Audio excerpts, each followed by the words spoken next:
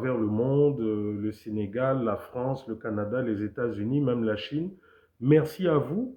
Pourquoi je vous parle de ça? Non pas parce que, comme le dit la rhétorique officielle, nous sommes en quête de vue, mais c'est pour montrer que les Gabonais ont soif de vérité. Les Gabonais ont soif d'information et ont soif de savoir ce qui se passe véritablement dans notre pays. Parce que, comme vous le savez, jamais Gabon Télévision, appelé effectivement RTP-DG-CTRI, ne vous informera sur les tortures, sur les dérives autoritaires, sur les bavures militaires qu'il y a. Jamais la chaîne dirigée aujourd'hui, les chaînes dirigées aujourd'hui par Laurence Ndong ne vous apporteront ces informations. Bien sûr, et c'est vrai, et je ne serai pas honnête si je dis qu'effectivement, souvent dans nos dénonciations, il y a des dérives, il y a des propos que beaucoup parmi nous ne devrions pas tenir, c'est vrai, et pour ma part, j'appelle depuis des années à poursuivre un combat contre la dictature, poursuivre un combat contre le mal, tout en étant respectueux, respectueux des personnes, respectueux même des bourreaux. Oui, ça fait mal, mais nous pouvons dénoncer sans, tout en restant là-dedans. Et c'est malheureusement la petite faille qu'aujourd'hui, la communication de Laurence Ndong et du général Oligui et de tous les autres, c'est sur ce fait qu'il s'appuie pour dire, voilà, les activistes de la diaspora sont des voyous, voilà, c'est même des tribalistes, j'entends même que, voilà, nous sommes des tribalistes, et autres, et autres. Mais après avoir sorti tout ça, après avoir dit, voilà, que nous insultons les autorités, que vous allez porter plainte, est-ce que vous vous appesantissez? Est-ce que vous parlez aux Gabonais de des mots que nous dénonçons, des mots que hier, jadis, vous avez dénoncés et qu'aujourd'hui, vous refusez de dénoncer? Voilà pourquoi aujourd'hui, le thème de mon live va être, je vais vous donner des suites rapidement de l'affaire Yann Ngonga. Je vais, attendez que je viens rapidement sur ma page euh, pour avoir le chronogramme de ce live.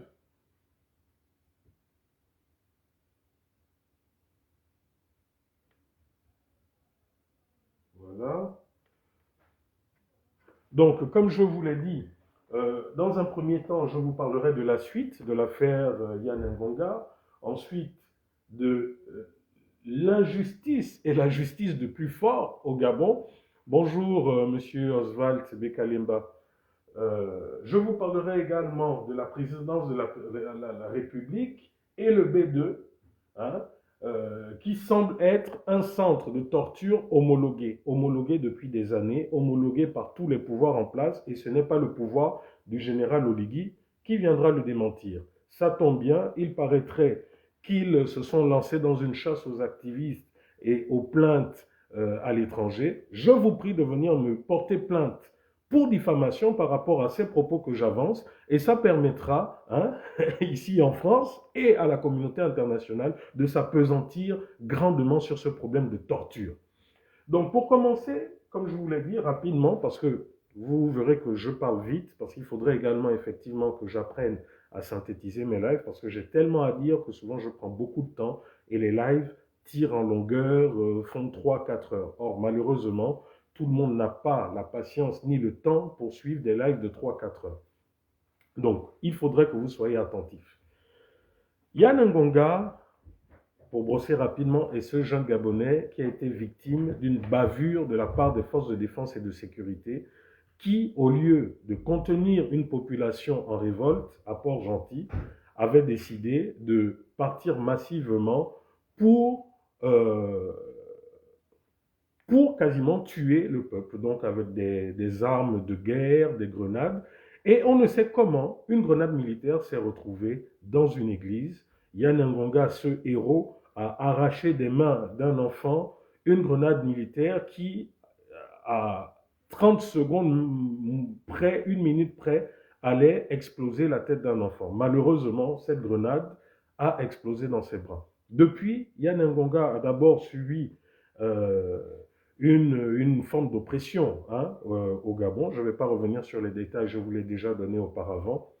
Et après les fortes pressions que nous avons tous, vous y compris, par vos partages massifs, par votre compassion, après la pression que nous avons mise sur les gouvernants de l'époque, hein, il avait été question que Yann Ngonga soit pris en charge à 100% pour réparer tous les dommages physiques qu'il avait subis, mais aussi pour qu'il puisse retrouver une vie normale, qu'il puisse retrouver l'école. Ça n'a jamais été fait. Ça n'a jamais été fait. Donc, malheureusement, nous sommes obligés de revenir au premier plan pour que ce dommage, pour que ce tort soit réparé. La présidence de la République, après notre sortie d'il y a une semaine ou un peu plus d'une semaine, fait comprendre qu'elle n'était pas informée de l'affaire de Yann Ngonga et grosso modo, ils ne sont pas responsables de ce qui est arrivé parce qu'ils n'étaient pas au pouvoir. J'ai été fortement étonné d'entendre ce genre d'argument quand on sait qu'aujourd'hui, tous ceux qui sont au pouvoir, en commençant par le général Oligui, c'était ceux-là hier qui étaient l'organe de répression du pouvoir de Sylvia Noureddine Bongo et Ali. C'est bien la GR dirigée à l'époque par M. Brice Clotaire Oligui, hein, et même M. Nkuna à l'époque, qui ont toujours servi de renfort, qui étaient à Port-Gentil avec d'autres corps d'armée et qui mataient la population, matage de population qui s'est soldé par plusieurs morts dans le pays. Donc aujourd'hui, les nouvelles autorités de la présidence de la République nous disent non, qu'ils n'étaient pas informés de ça et qu'en même temps, il y a un problème d'information, blablabla et blablabla. Donc vous comprenez bien que il faut bien trouver une excuse pour ne pas paraître comme étant ceux-là qui ne veulent rien faire concernant certains problèmes. Et vous êtes également bien placé pour savoir qu'il y a une continuité dans l'administration. Qu'on ait changé la tête du directoire de la CNAM-GS, du ministère des Affaires sociales ou même de la présidence de la République, il y a une continuité dans l'administration. Donc ces arguments sont des arguments fallacieux à balayer d'un revers de la main. Aujourd'hui, il semblerait quand même que les choses soient en train de bouger, que que la présidence de la République ait délégué certaines personnes pour apparemment s'enquérir de ce qui se passe réellement. Le médecin qui suit Yann Ngonga a été saisi. Ce dernier a confirmé à ses émissaires de la présidence de la République que Yann Ngonga doit bénéficier d'une évacuation sanitaire vers la France parce que, au regard de ce qui se fait, que ce soit en Turquie, Tunisie, Maroc ou en Afrique du Sud, la France est le pays indiqué qui a une expertise qui se prête à la situation de Yann Ngonga.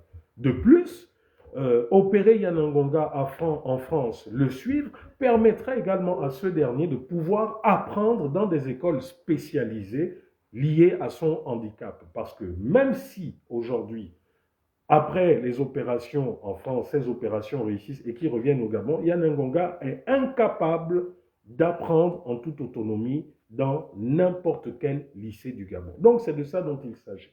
Donc la CNAM-GS se déclare un peu incompétente quant à déjà le montant qui dépasse son plafond autorisé de, je crois, 50 millions, elle se déclare incompétente et du coup se réfère à ces ministères de tutelle que sont le ministère des Affaires sociales, le ministère de la Santé, mais surtout la présidence de la République. Ensuite, vous avez le fait que la CNAM-GS dit qu'elle se déclare aussi incompétente pour assurer à Yann Ngonga la poursuite de ses études en France. Effectivement, ce n'est pas la CNAM-GS de entreprendre des démarches pour que, parallèlement à ces opérations, Yann Ngonga puisse poursuivre ses études en France. Donc vous comprenez bien que là, ça implique non seulement le ministère des Affaires sociales, le ministère de l'Éducation nationale, mais surtout la présidence de la République, parce que c'est elle qui gère tout, c'est elle qui a tous les budgets et autres. Donc voilà la situation de Yann. Donc à ce jour, Yann Ngonga est toujours abandonné à lui, à la maison, avec sa mère qui ne travaille pas, qui a dû laisser son travail d'institutrice pour s'occuper à 100% de Yann Ngonga, qui, selon dit, je vous le rappelle, est son premier fils. C'est l'aîné de ses enfants. Yann Ngonga, aujourd'hui, a 25 ou 26 ans passés. Il a, comme je vous l'ai dit, depuis 4 ans, ne part plus à l'école, malgré toutes les grosses promesses qu'on vous avait promis. Donc, qu'on nous avait sorties à la télé. Donc, M. Brice Clotaire Oligui, je ne comprends pas encore une fois comment vos services peuvent dire que vous n'êtes pas informé de cette situation quand nous savons que cette famille a entrepris toutes les démarches pour vous rencontrer. Cette famille a entrepris des démarches pour vous rencontrer d'abord suite au problème de la CNAM-GS qui, depuis plus d'un an, refuse d'évacuer Yann Ngonga, mais surtout après pour la continuité.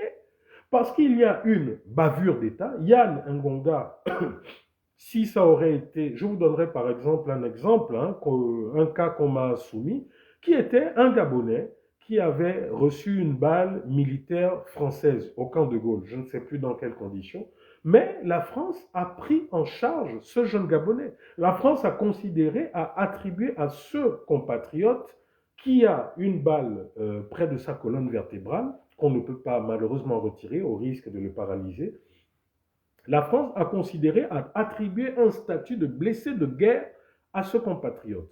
Ce compatriote vit ici en France avec sa famille, via un regroupement familial, et tout est pris en charge parce que la France a reconnu son erreur.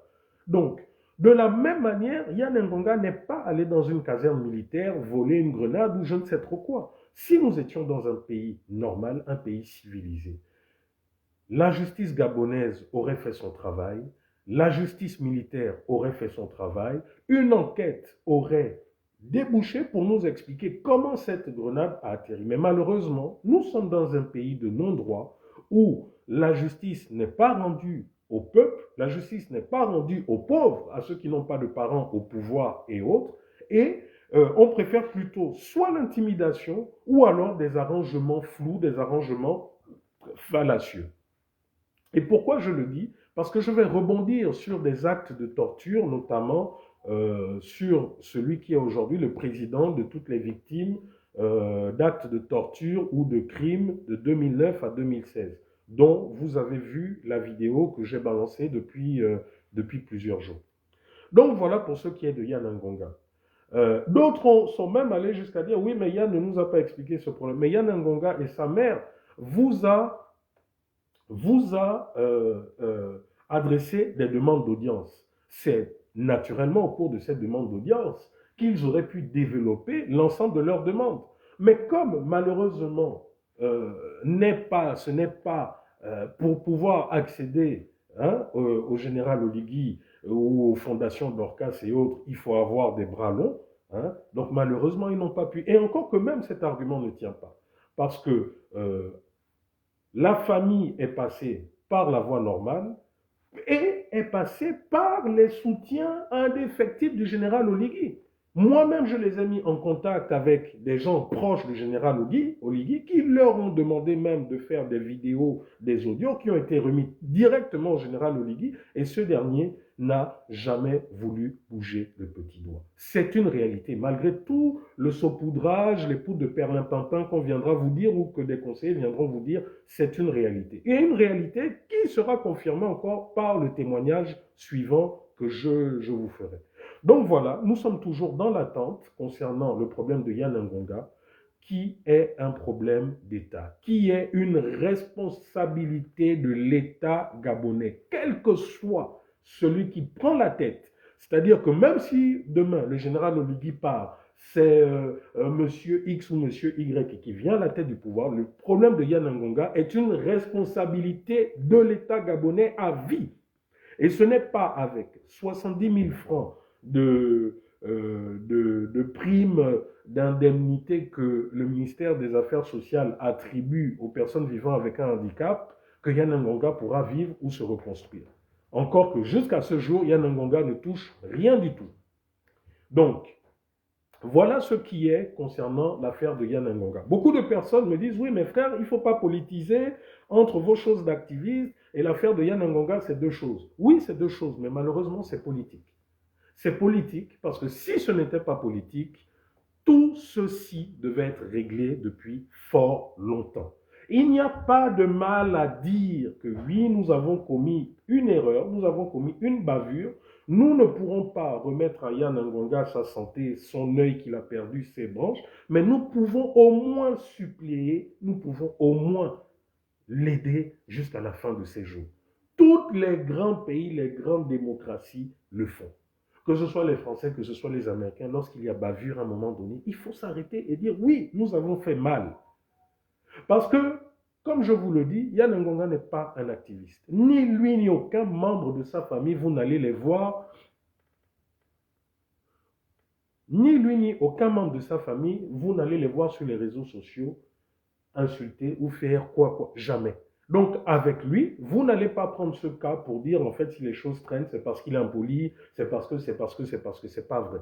Mieux, nous sommes allés même jusqu'à la commission des droits de l'homme, qui à l'époque était dirigée par Maître Omar. Nous avons tous les documents.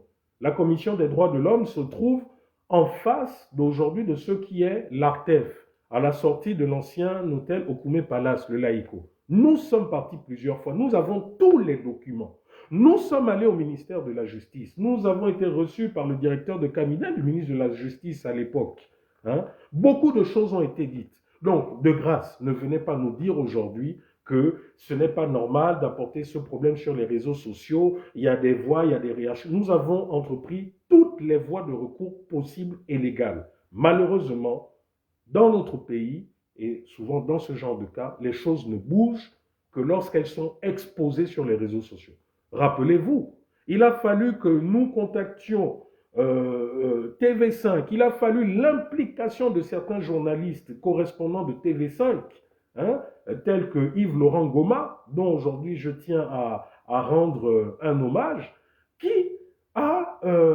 a pris le courage également de faire ce reportage pour que la situation de Yann Ngonga soit connue de tous. Et ce n'est qu'à la suite de ce reportage de TV5 et de son correspondant que du jour au lendemain, nous avons vu Gabon Première, Gabon 24, le ministre des Affaires sociales de l'époque, Madame Koho, s'intéresser au cas de Yann et quelques jours après l'évacuer vers la Turquie. Il faudrait que ça cesse. Vous dites que vous êtes venu pour un Gabon nouveau, mais nous sommes toujours dans les mêmes pratiques. Donc, Monsieur Oligui, son directeur de cabinet, Monsieur Arthur Lemami, que je connais très bien, et je sais qu'aujourd'hui, c'est Monsieur Arthur Lemami, le seul civil que vous avez vu lorsque les militaires, le CTRI, prêtaient serment, Monsieur Arthur Lemami, qui était jusqu'au 30 août le directeur de cabinet de Madame Boranso.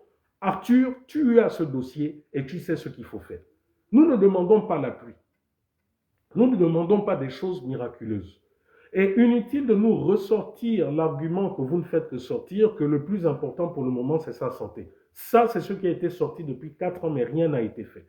Là, aujourd'hui, ce que la famille attend, ce que le peuple attend, c'est que, au même moment où vous réglez la situation de la santé de Yann, donc ces opérations de la greffe qui n'a pas tenu, de son œil dont il faut retirer des éclats et autres, au moment où vous réglez cette situation, que vous réglez également son école, qui puisse venir en France, poursuivre ses études, par, à la limite, une bourse présidentielle. Oui, parce que vous avez la possibilité, la présidence de la République a un trésor, la présidence de la République a des caisses noires, la présidence de la République a un budget qui ne fait pas partie du budget voté par l'Assemblée nationale. Donc, vous avez les moyens.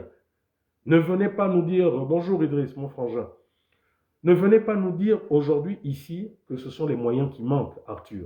Surtout pas toi. Ne viens pas nous dire aujourd'hui que ce sont les moyens qui manquent. Donc, au moment où vous réglez sa santé, réglez en même temps son école et commencez à discuter avec sa mère pour proposer à sa mère et à Yann un dédommagement. Oui, parce que cette histoire doit être réglée une bonne fois pour toutes. Cette histoire doit être réglée une bonne fois pour toutes. Vous arrivez à dédommager des gens qui ont été victimes politiques de l'ancien régime, mais vous refusez de dédommager des victimes physiques. Donc, si vous ne le faites pas, croyez-moi, et comme je vous le dis, nous allons porter cette affaire au niveau international. Et vous savez que la justice internationale concernant ce genre de choses est compétente. Vous savez également que lorsque vous venez sur les marchés internationaux pour faire des levées de fonds, demander de l'argent et autres, voilà les exigences qu'on vous donne. Le respect de la démocratie, le respect de vos engagements au niveau des conventions internationales que vous avez signées. Donc, si vous ne voulez pas le faire, nous allons nous arranger à montrer à l'ensemble de toutes ces institutions financières et autres que vous ne respectez pas le peuple gabonais. Maintenant, par la suite, si vous ne voulez pas soigner Yann Ngonga, c'est pas grave. Nous, ici, nous allons nous battre comme nous nous sommes battus la première fois. Nous allons vous contacter peut-être Médecins sans frontières et autres, pour voir comment ils peuvent prendre en considération le cas de Yann. Nous allons essayer de voir des mécènes internationaux, ceux qui, des milliardaires et autres qui font des dons pour justement ce genre de cas. Nous allons voir dans ce cas comment prendre en charge le cas de Yann. Mais pour le moment, nous voulons que l'État gabonais, du moins l'armée gabonaise qui est responsable de cette situation, prenne ses responsabilités. Voilà de ce qui était du cas de Yann Ngonga. Faites un reportage sur moi. Oh. Venez dire que j'ai insulté, c'est pas grave, on est habitué à ça. J'ai parlé là, ça fait à peu près, ça fait combien de temps? Ça fait 26 minutes que j'ai développé sur le cas de Yann Ngonga. Je ne sais pas si j'ai sorti la moindre insulte. Mais aujourd'hui, nous avons tous l'étiquette d'insulteurs. C'est pas grave, je l'assume. Je vais passer au deuxième thème qui est l'injustice et la justice du plus fort. Tous les Gabonais, du moins, étaient unanimes avant le coup d'État du 30 août 2023, unanimes dans le sens où il n'y avait pas de justice au Gabon.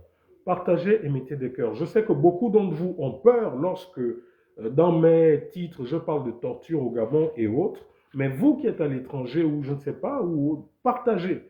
Parce que je n'arrive pas à comprendre que vous êtes nombreux qui voulaient le changement dans le pays, mais vous avez peur. Un fort ne peut pas taper ou tuer des milliers de faibles. Comprenez-le. Ce qui fait notre force à tous, à moi le premier, ce n'est pas que moi, Rekula, je fais peur à Oligui ou à qui que ce soit. Mais tous ceux qui se reconnaissent en nous, les millions de Gabonais, les milliers de Gabonais qui se reconnaissent en nous, font peur au général Oligui et à sa suite. Et ça commence par là. Hein?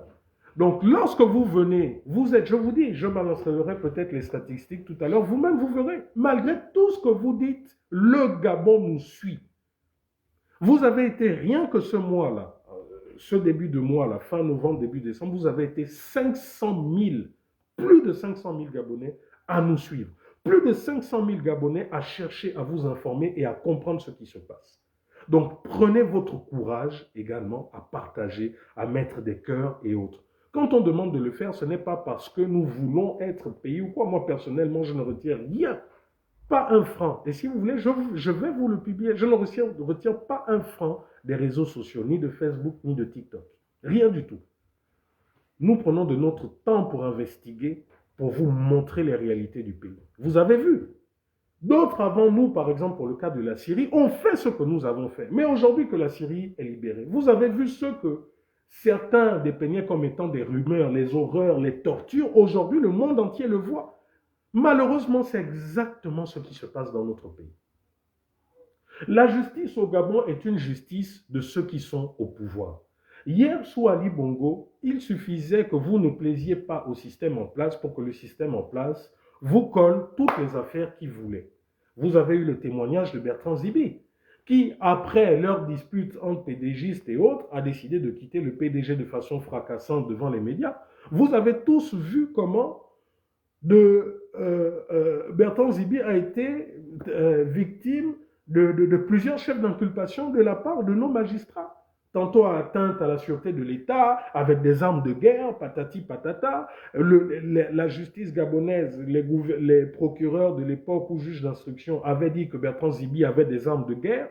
Lorsque les États-Unis se sont mêlés et ont demandé à voir cette arme de guerre et aussi à ce qu'on fasse une expertise, l'arme de guerre a disparu et c'est devenu un fusil à air à comprimer, les 5.5, ce qu'on appelle un 5.5. Des fusils avec lesquels c'est même pas un fusil, c'est une carabine avec laquelle on tue les oiseaux. Donc, mais malgré ça, Bertrand Zibi a fait 6 ans de prison, 6 ans de torture. Et c'est le même système qui continue. Comment vous allez expliquer que quelqu'un est inculpé, soi-disant, pour tel motif, après on laisse ce motif, le motif disparaît, c'est autre chose qui arrive, cette personne est en prison, cette personne qui, lorsqu'il est censé être en prison, est censée être protéger et purger sa peine, mais au contraire, vous avez des groupuscules de la présidence de la République qui arrivent à rentrer dans la prison, à le torturer comme ils veulent et à repartir. Donc ce n'est pas aujourd'hui Bertrand Zibi qui va venir, parce qu'il est au pouvoir avec Oligui, qui viendra démentir ce que nous disons. Ce n'est pas Bertrand Zibi qui va venir démentir le fait qu'il a été torturé aussi à la GR, à la DGR. Donc, ces pratiques ne font que continuer.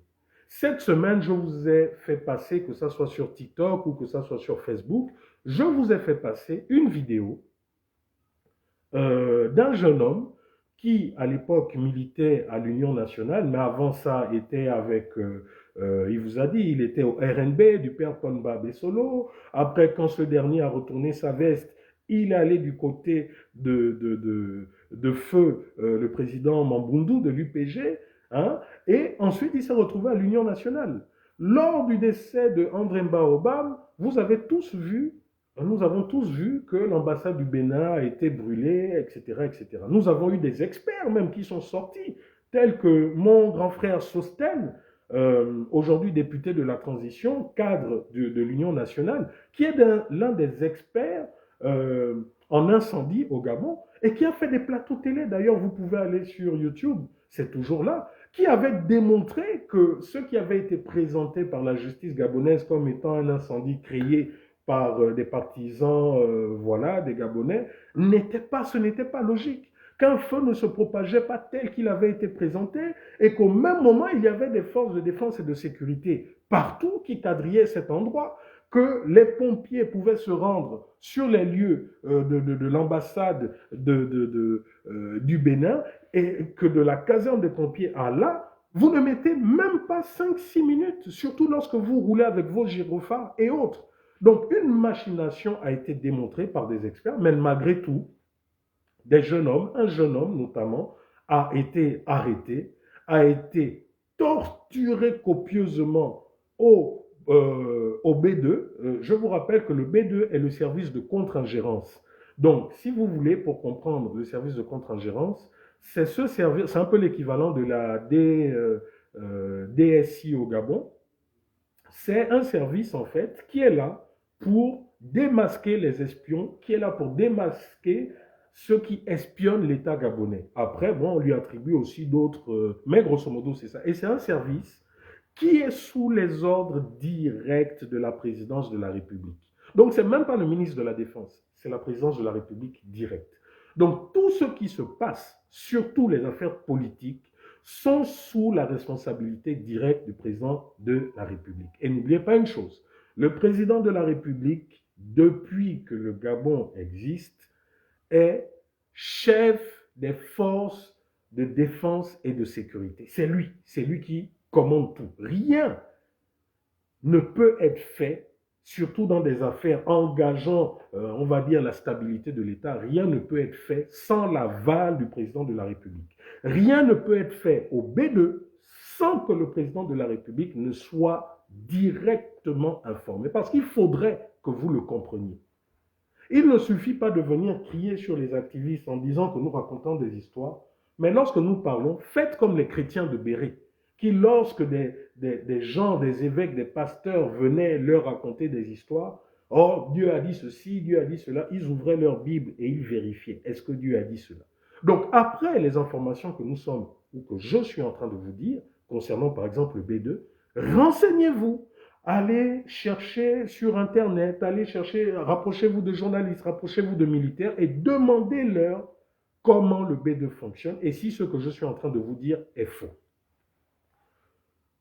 Voilà Eric Dingondi qui a été arrêté, torturé sauvagement au B2, qui a été donc kidnappé. Et pourquoi je dis kidnappé? Parce que vous savez, dans un état de droit, lorsqu'on soupçonne une personne d'avoir commis un crime, un incendie, un meurtre, un viol, tout ce que vous voulez, pour l'arrêter, il y a des procédures, ce qu'on appelle le code de procédure pénale. Bonsoir, bonjour Thibault.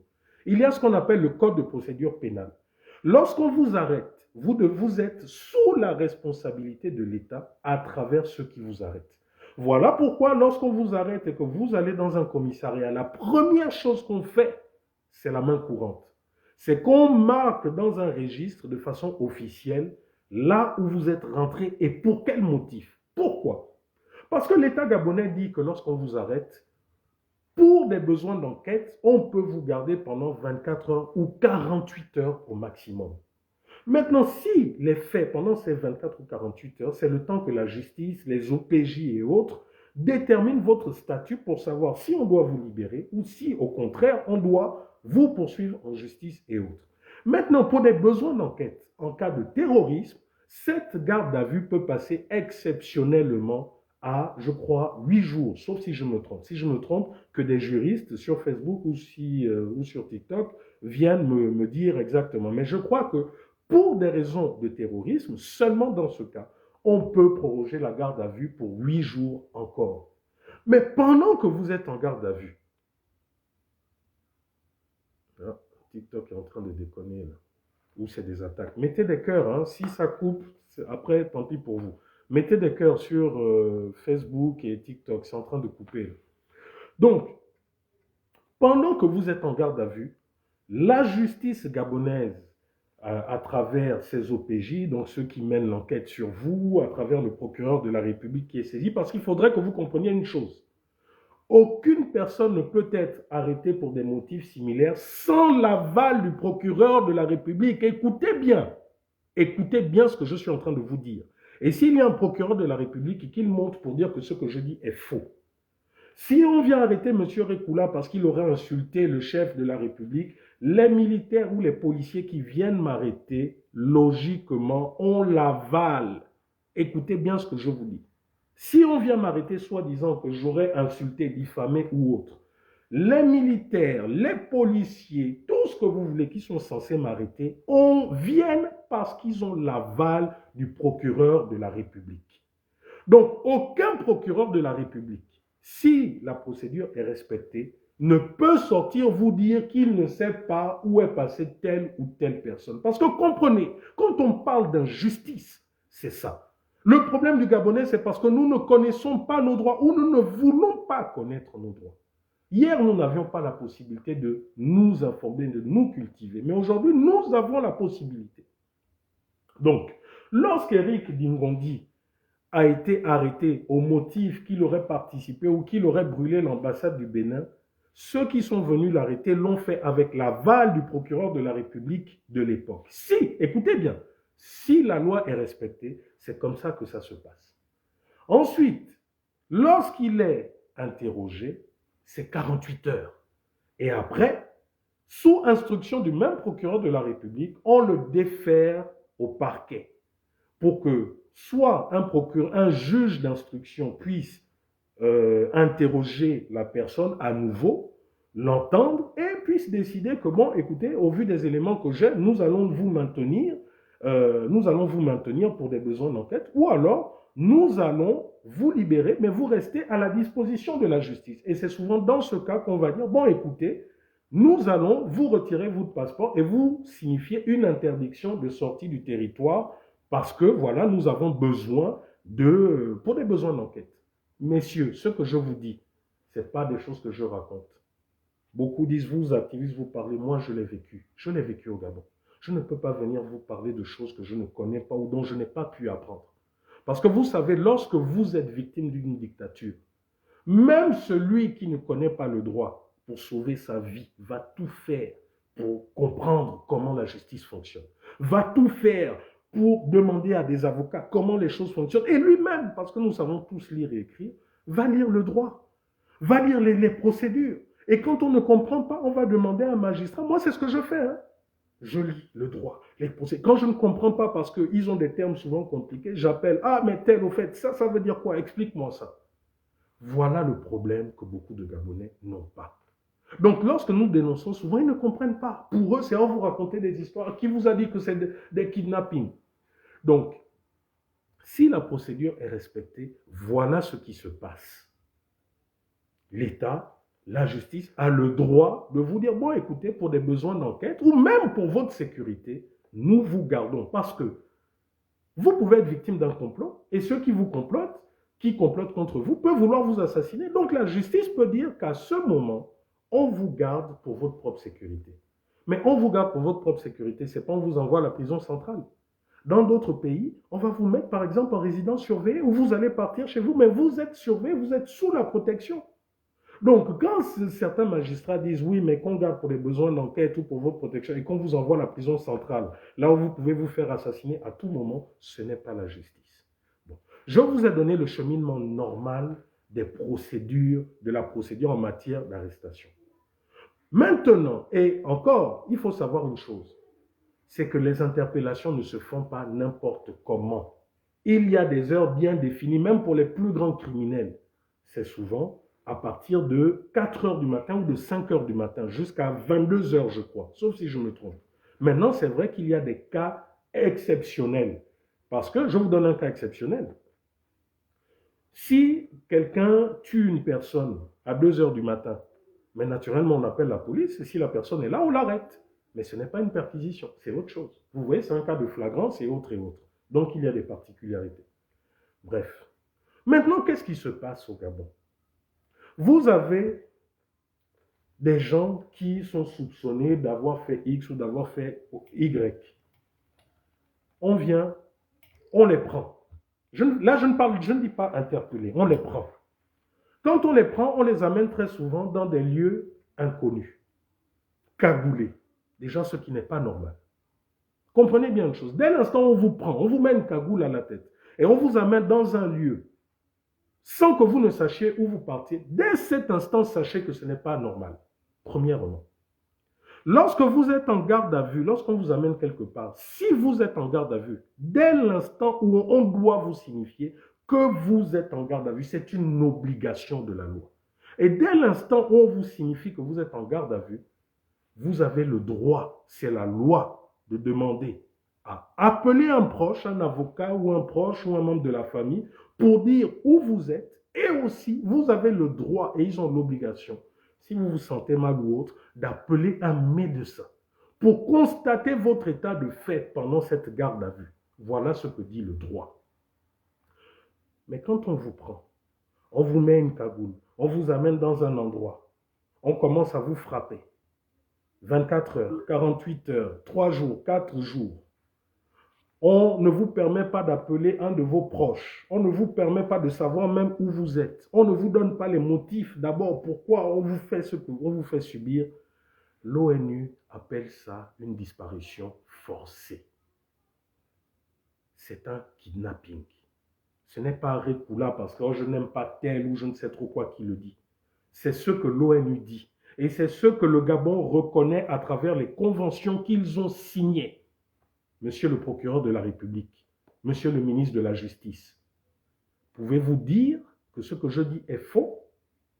Donc, dès l'instant où vous prenez un Gabonais, qu'il n'apparaît nulle part, que sa famille vient le chercher dans tous les commissariats, dans toutes les morgues, et que dans tous les commissariats, on dit qu'il n'apparaît nulle part, qu'il n'est pas venu ici, on appelle ça une disparition forcée. On appelle ça de la torture. Et c'est un crime contre l'humanité. Vous qui êtes au B2 et qui le faites. La justice internationale dit que c'est un crime contre l'humanité. Et ce que vous, Gabonais, vous ne savez pas, c'est qu'un crime contre l'humanité peut être jugé dans tous les pays qui ont ratifié les différentes conventions internationales et qui sont membres de la CPI. Parce que beaucoup là, lorsque je dis que la CPI guette le pouvoir, le régime du général Oligui, beaucoup de personnes disent, oh, vous racontez des histoires, le bruit, cadeau. Le Gabon, lorsqu'il se rend victime, coupable de crimes contre l'humanité, la juridiction qui traite les crimes contre l'humanité par excellence, c'est la CPI. Retenez-le. Comme dit mon frère Bob Mangom, notez. Écrivez-le, ce que je suis en train de dire. Combien de personnes ont été victimes de ce dont je parle? Combien de personnes? Combien de personnes, personnalités, membres de la société civile? Je vous rappelle la petite anecdote. Jean-Rémy Yama, kidnappé à l'aéroport international alors qu'il se rendait au Sénégal. Voilà ce dernier qui n'est nulle part. et la famille et la société civile ont fait le tour de tous les commissariats. On nous dit non, il n'est pas ici. Regardez, on vous montre même la main courante, le registre. Oh, il n'est pas ici. Mais des gens nous soufflent que, oh, il est au B2. Vous vous rappelez, pour ceux qui parlent, oh, reculade, oh, reculade, reculade. Vous voulez que je vous sorte la vidéo où j'étais avec les membres de la CONACICED et autres, où nous sommes au B2, où nous réclamons la sortie de Jean-Rémy Yama parce que nous savons qu'il est là. Ce jour-là, c'était, j'ai oublié le nom de ce monsieur-là. Un monsieur, je crois son petit nom c'est Chico, je crois. J'ai oublié le nom de ce directeur du B2. Qui, pendant ce jour-là, il avait reçu 4 ou 5 syndicalistes. Il y avait le président du syndicat du ministère des Transports, M. Mananda. Il y avait M. Minsa. Il y avait M. Georges Paga. Il y avait M. Marcona. Et ce jour-là, j'étais en direct. Nous étions tous devant le B2. Et ce directeur du B2, devant tous ces gens-là que je viens de citer, on dit, ce Rekula-là me fatigue. Je vais l'avoir, etc., etc. C'était devant le B2. Il suivait mon direct. Vous savez, moi, quand je dis, je n'insulte pas, mais j'aime donner des précisions et je cite des noms. Est-ce que, après, à la suite de toute cette pression, d'ailleurs, ils ont même appelé la police anti-émeute pour nous frapper. Certains se sont même mis avec leurs fusils à pompe devant moi. Je vais vous ressortir ces vidéos. Parce qu'en fait, il y a des gens qui pensent que parce que nous sommes en France, hein, l'activisme a commencé ici en France, quand j'entends plein de gens là qui nous insultent. Est-ce que Jean-Rémy Yama n'était pas au B2? Bref, beaucoup de personnalités, ça n'a été que ça. Là, je vous parle des personnalités. Mais je ne vous parle pas des simples Gabonais qui n'ont pas les longs bras. Je vous ai montré il y a plusieurs mois le témoignage de Grand Calais, Ahmed Mouindou. Vous-même, vous avez vu, vous avez écouté. Il vous a donné, voilà, Makanga, je crois. Oui. Il vous a donné dans les détails ses bourreaux. Le nom de ses bourreaux, ce qu'il a vécu pendant un an.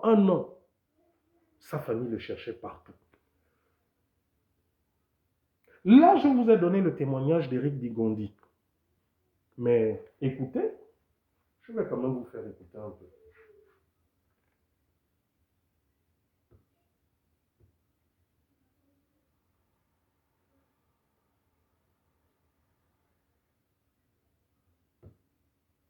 C'est comment? Pourquoi tu ne veux pas passer, toi? Wow. C'est quelle histoire? Ok. C'est quoi? Ils m'ont bloqué le live. Ok.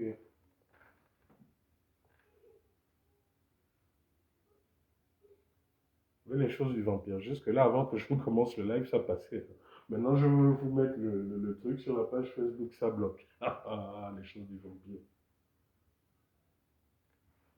Wow. Bon, écoutez, je vais ouvrir notre page.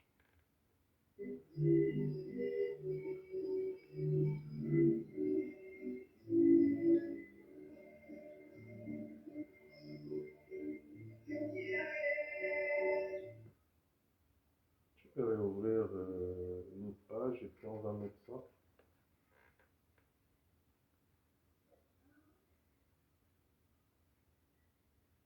Mon nom est Digondi et Gérard. J'étais sous-traitant dans une société d'affichage publicitaire, Gabon, l'émission et les communications, en 2007 à 2009, en Suède, oui, c'est ça.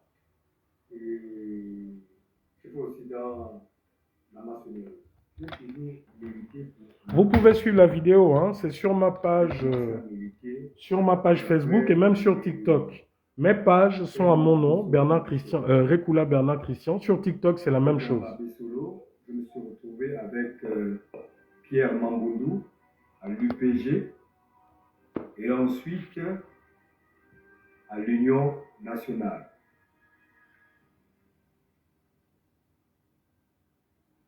Je fus arrêté le 15 mai 2015 au rond-point de la démocratie par des agents du P2. Donc, quel motif? Je me suis toujours posé la question. C'est lorsque je me suis retrouvé au B2 qu'ils vont m'attribuer l'acte criminel de l'incendie de l'ambassade du Bénin, sans aucune preuve. On débute avec l'incendie de l'ambassade béninoise au Gabon. Il est 19 h en temps local quand l'ambassade du Bénin au Gabon, située dans un quartier de Libreville, communément appelé derrière l'Énès, vole en éclats quelques heures après l'annonce du décès d'André Mbaobam. La nouvelle est tombée ce dimanche aux environs de 11 h, tel un coup de marteau sur la tête chez les proches du défunt. Il nous revient qu'à la suite de l'annonce de ce décès, des individus non encore identifiés, se réclamant du front de l'opposition pour l'alternance, FOPA, ont incendié hier l'ambassade d'un pays frère et commis d'autres infractions à la loi. Alors, lorsque je fus arrêté par les agents du B2, honnêtement, tout ce que j'ai vécu est très déplorable. Je ne pouvais jamais imaginer que des humains, des hommes qui portent l'uniforme, qui ont le droit de veiller sur les personnes et leurs biens, m'ont tabassé d'une manière inhumaine. J'ai été séquestré et torturé. Ils m'ont mis au pont à plusieurs reprises. Ils m'ont mouillé complètement avec tous mes vêtements dans leur salle de bain. Ils vont me faire entrer dans une salle hermétiquement climatisée, me mettre les menottes par l'arrière. Un agent viendra à mes côtés avec le taser, ce qu'on appelle les matraques électriques. Partagez. J'avais un militaire cagoulé, à ma droite un autre cagoulé. Tous me disaient de coopérer devant l'officier. Mais je leur ai toujours posé cette question, je veux coopérer sur quoi? Qu'ai-je fait? Qu'est-ce que je fais ici? Et à chaque fois qu'ils m'auditionnaient et que je refusais d'accepter, c'est ce qu'ils voulaient m'obliger à dire, parce qu'ils ont tenté de vouloir m'obliger à dire oui à la place de non. C'était des coups de matraque, des matraques électriques pendant que j'étais mouillé. Donc des décharges électriques que j'encaissais, des coups de pied au ventre, des coups de poing. J'ai saigné de ma bouche, de mon nez, et j'avais même des hémorragies internes. Voilà ce que l'ONU dit. Je me suis retrouvé en cellule. La torture est un crime en vertu... Attendez, comme ça va vite. Ah, c'est comment?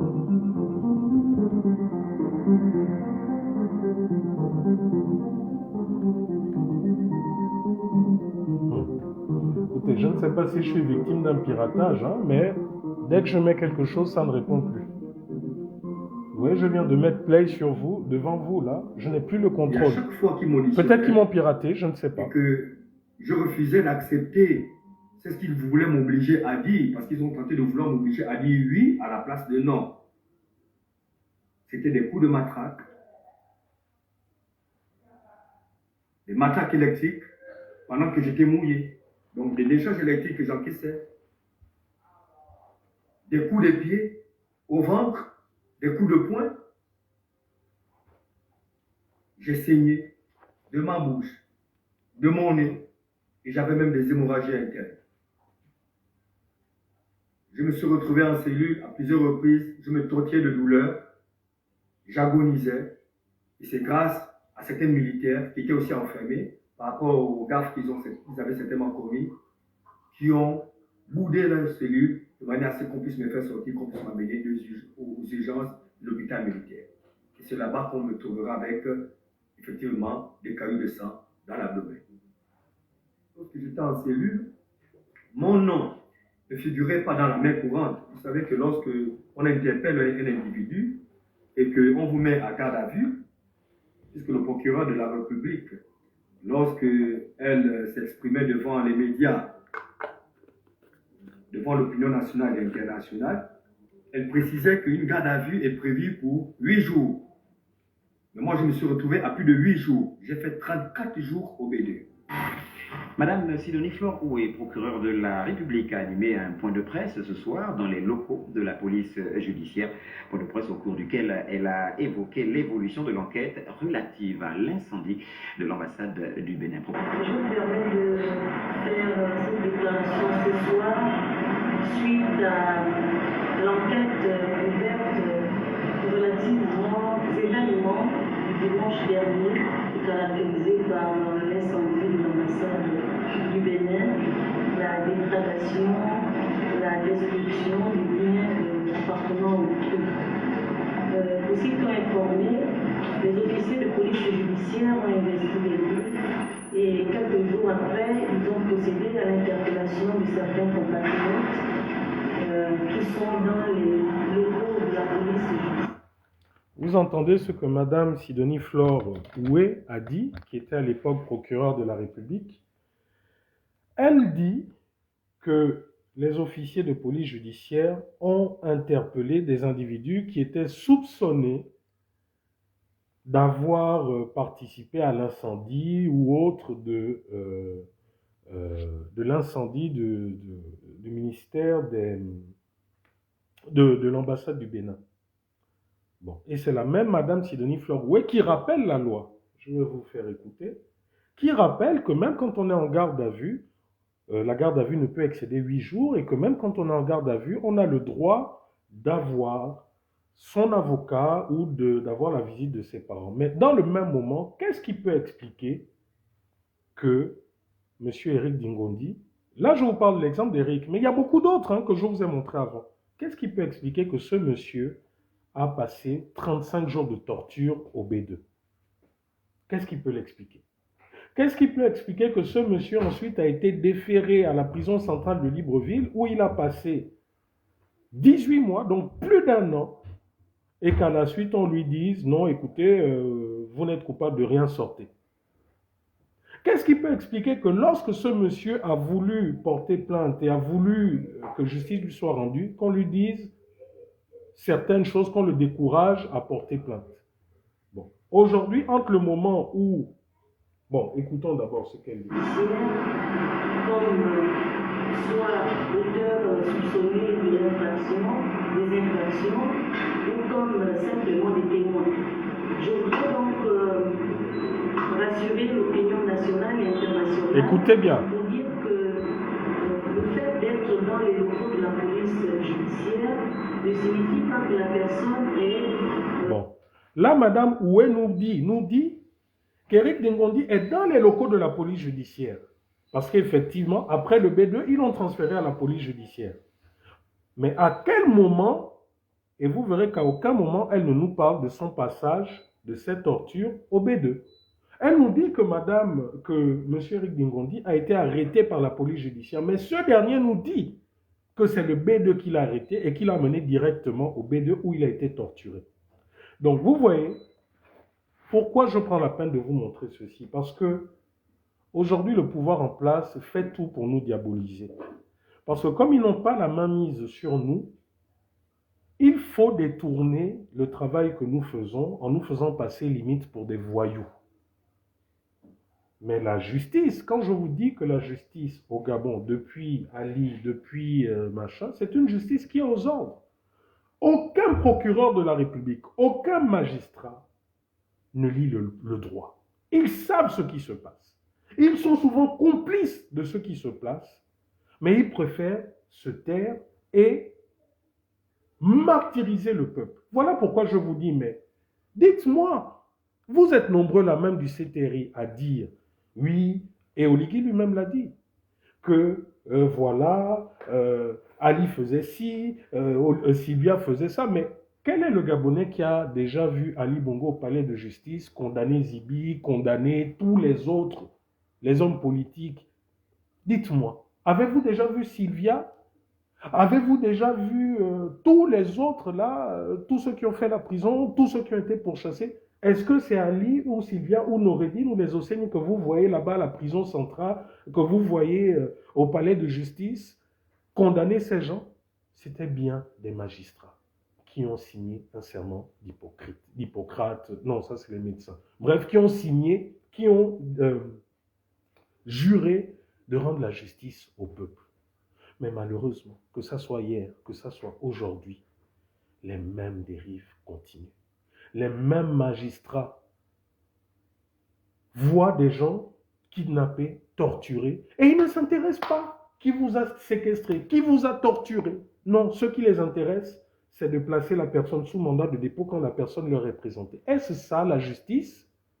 Si aujourd'hui, là, je vous montre ça, Madame Sidonie Fleur-Rouet, je ne dis pas qu'elle est complice, mais vous comprenez que lorsque nous aurons la commission justice et vérité, serment d'allégeance à la patrie, merci. Lorsque nous aurons cette commission, pourquoi nous nous battons pour cette commission? Mais c'est pour que tous ces magistrats, tous ces techniciens du droit puissent venir s'expliquer, puissent venir nous dire comment on a pu condamner des personnes après des actes de torture.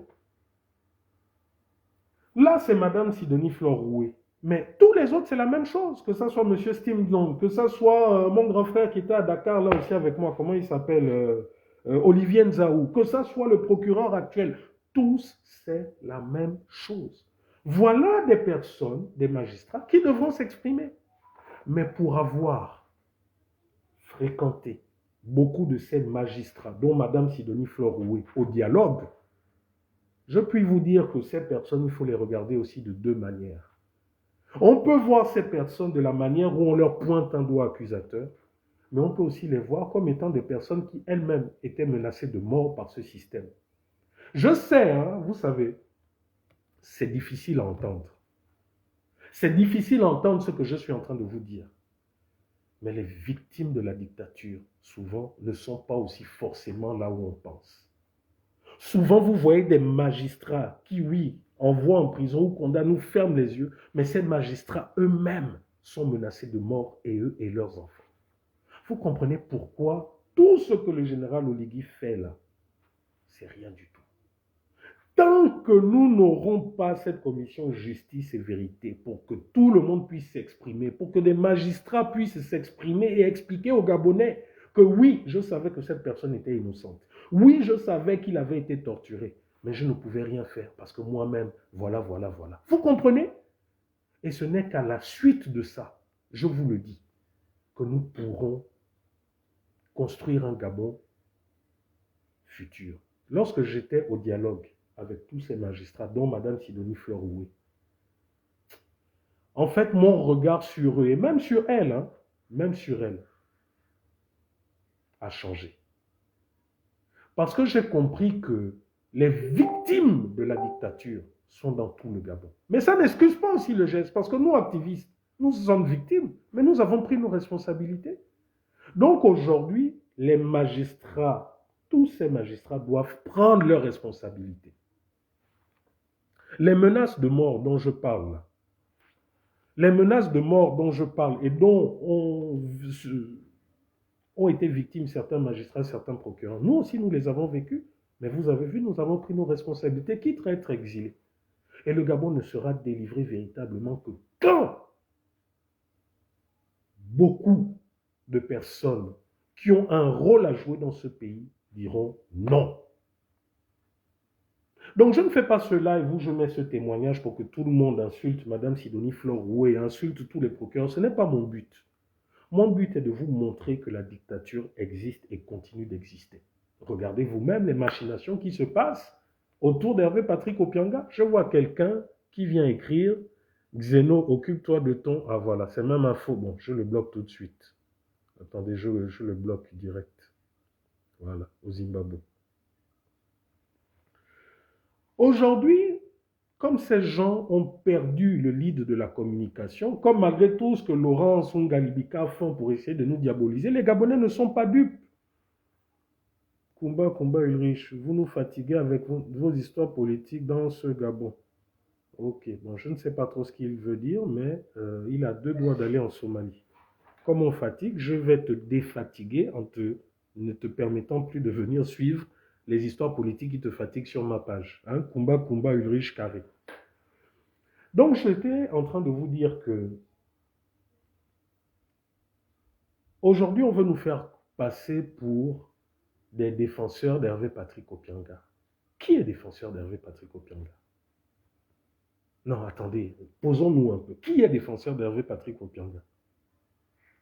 Vous êtes les mêmes aujourd'hui qui disent qu'Hervé Patrick Opianga est un assassin, qu'il violait les enfants, qu'il a violé la nièce de sa femme. Parce que de ce que je comprends, en fait, c'est même pas la fille de sa femme, mais je crois que c'est une nièce ou quelque chose comme ça. Bref, c'est leur histoire interne. Aujourd'hui, vous nous dites que voilà, Patrick Opianga, Hervé Patrick Opianga, c'est un assassin, c'est un violeur, c'est. Mais il y a 2 mois auparavant, ce n'était pas un violeur, ce n'était pas, etc. C'était une personne responsable, respectable, qui pouvait s'afficher à tout moment avec le général Oligui.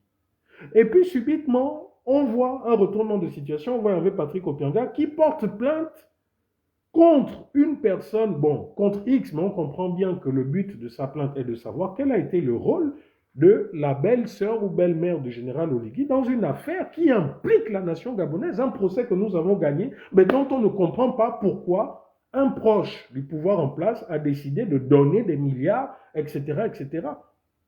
Et à partir de là, on a vu du jour au lendemain 2 individus, 2 anciens activistes sortir insulter Opianga, sortir des trucs, dire qu'Opianga est un PD, que c'est le premier qui a sodomisé, il faut dire le terme, que c'est le premier qui a été l'amant d'Ali Bongo, qu'Opianga a des maîtresses à la justice, qu'il a.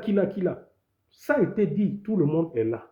Donc voilà que ce dernier maintenant va porter plainte aussi en diffamation contre ça, et subitement, on revoit encore ces individus qui viennent l'insulter en disant c'est un chaton, il ne va rien faire, on va. On voit ces individus qui s'affichent avec Oligui partout, machin, etc.